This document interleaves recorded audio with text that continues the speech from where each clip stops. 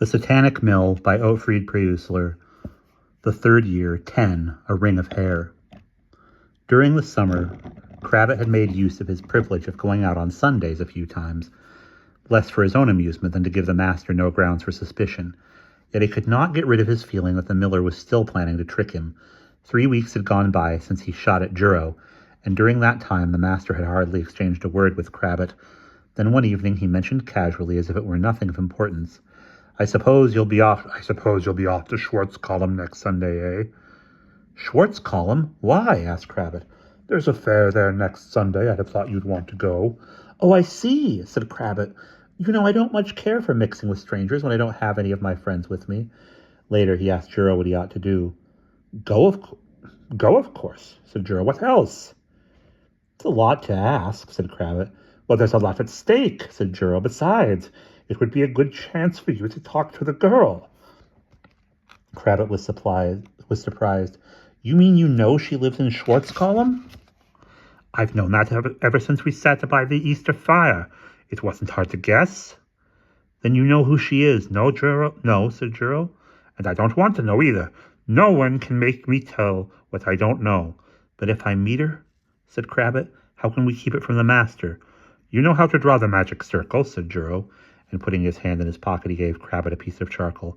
Take it, go and meet your girl and talk to her. Cravat went to bed early on Saturday. He wanted to be alone to make up his mind whether to meet the singer from Schwartz column. Dare he tell her the whole story now? Recently he had managed to win his struggles of willpower with Juro more and more often. Indeed, sometimes Juro would break out in a sweat first. Not that that was saying much, Juro remarked, and Cravat must not, on any account, make the mistake of underestimating the master.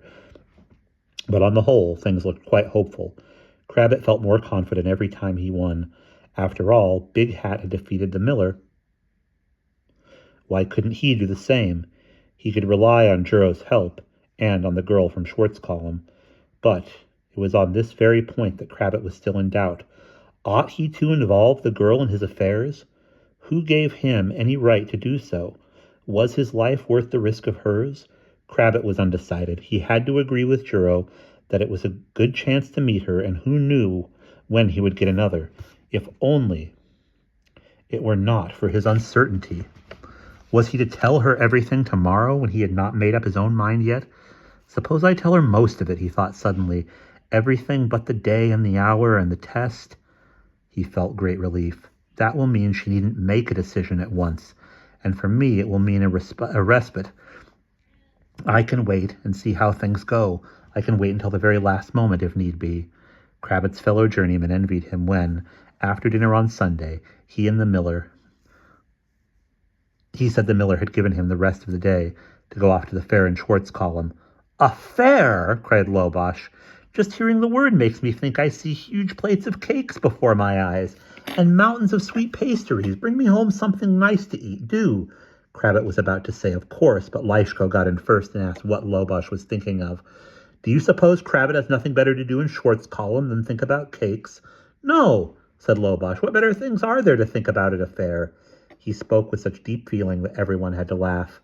Cravat asked Juro for one of the napkins in which they carried food when they went out to work in the wood or at the peat cutting, folded it up, and put it under his cap, saying, Wait and see what is there for you, Lobosch. He strolled out of the house, crossed the fen, and once on the other side of the wood, he took the path through the fields that led past Schwartz column. He drew the magic circle and sat down inside it at the spot where he had met the girl on Easter morning. The sun was shining, and it was pleasantly warm for the time of the year. Good weather and a fair. Cravat looked across to the village. In the orchards, the fruit was already picked, but a dozen forgotten apples showed yellow and red among the withered leaves. He recited his spell in an undertone, directing all his thoughts toward the singer.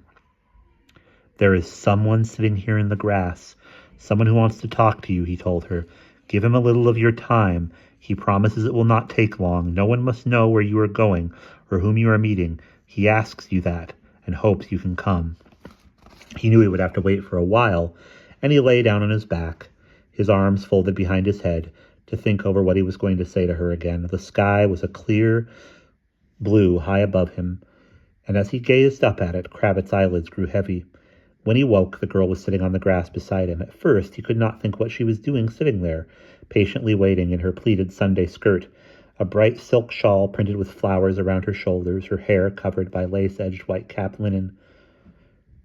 "Have you been here long, Singer?" he asked. "Why didn't you wake me?"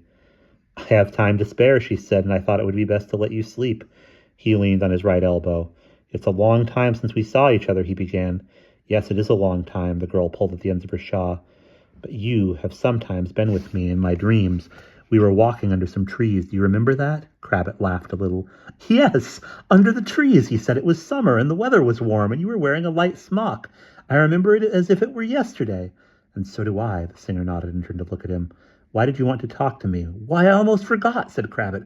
"Singer, if you wanted, you could save my life." "Save your life?" she asked. "Yes," said Crabbit. "How?"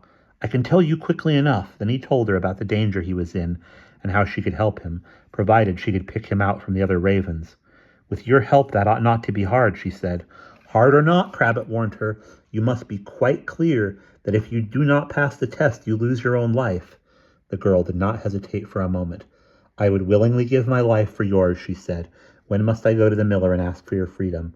"I'd rather not tell you that today," said Crabbit. "Not yet. I will send you word when the time comes. I'll send a message by a friend if need be." He asked her to describe the house where she lived.